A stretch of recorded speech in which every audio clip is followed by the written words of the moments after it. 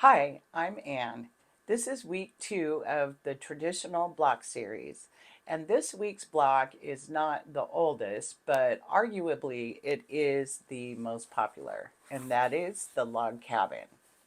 The log cabin was named reportedly as a nod to Abraham Lincoln in the early 1860s, which I do recall being told in grade school that Abraham Lincoln was raised in a log cabin. So that checks out. In 1863, the first written report of this block was when a quilt maker won an honorable award at the Kentucky State Fair in 1863. Later that year, several log cabin quilts were made of silk and auctioned off in an effort to support the Union Army. And from there, it just became wildly popular for decades and decades. During the Underground Railroad, the log cabin block reportedly also had a place in the communication.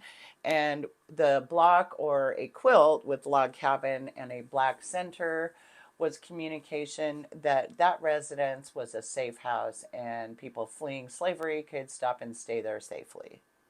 So traditionally, a log cabin has either a yellow or a red center, signifying the hearth of the home, fire in the fireplace, a light in the window, basically the importance of home.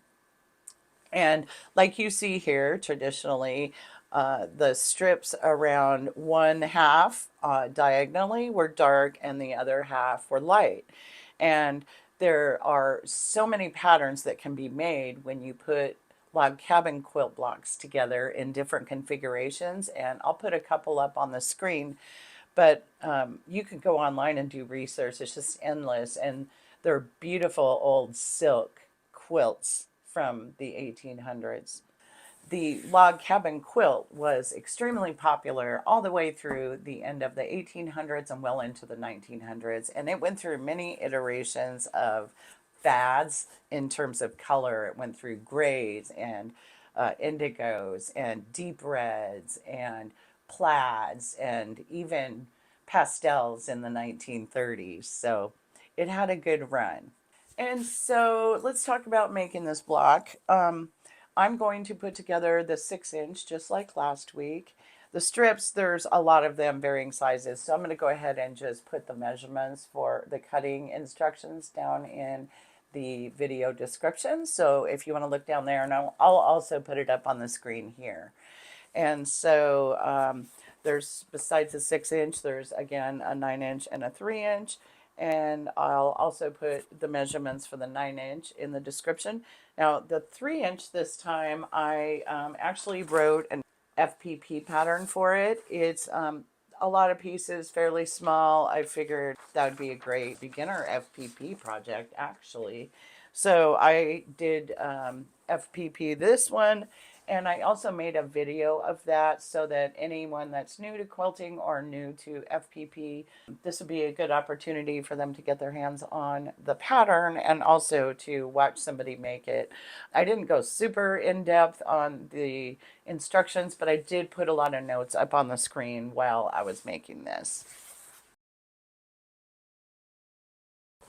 All right, my pieces are cut, and I'm going to put on the screen the measurements for the 6-inch and the 9-inch. And this is from the pattern, and we're going to be assembling this block numerically like this.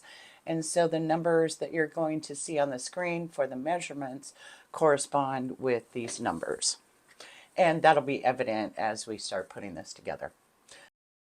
Pause the video and take a screenshot or write it down. And so let's get putting this together. So actually, the way the pattern is oriented is this way. And so being number 1 here, we're going to take piece 2, right sides together with piece 1.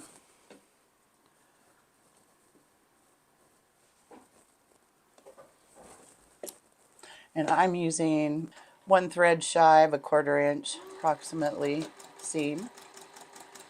Using a little shaky from coffee. I'm using a 1.5 stitch length. So I am pressing these to the outside of the block as I go around. That's what I'll continue to do. And I'm just going to scoot over in between pieces and give these a quick press. Okay, that's pieces 1 and 2. Now we're going to take piece 3, put it right sides together on the 1-2 unit and put that seam in there.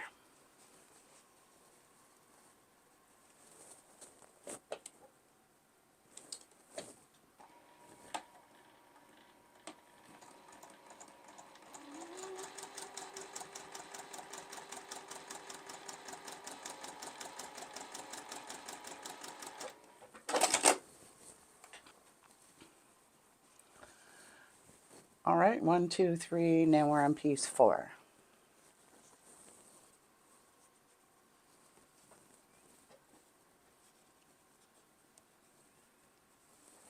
I don't worry too much about being super accurate on this block because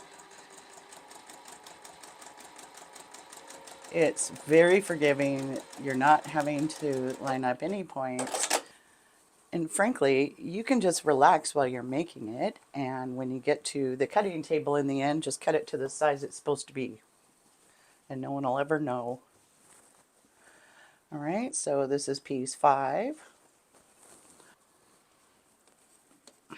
Yeah, I can tell my seam is a little too scant already. So I'll fatten that up a tiny bit.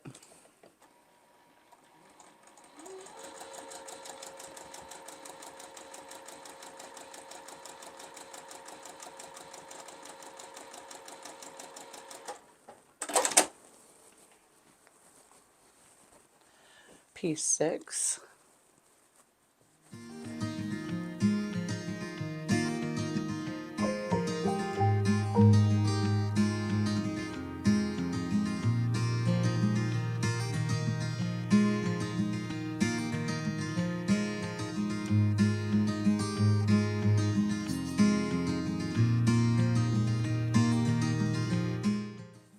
And piece 9.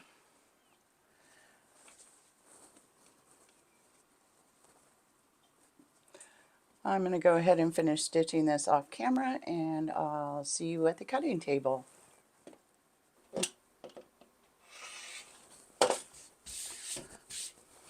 And so the log cabin block is complete and I can put it up on the design wall and take some photos and put those up in the Facebook group. And I hope you'll do the same. I'm really itching to see what other people are doing. I want to see some different fabrics and just something that isn't mine. So thank you for watching and I'll see you next week.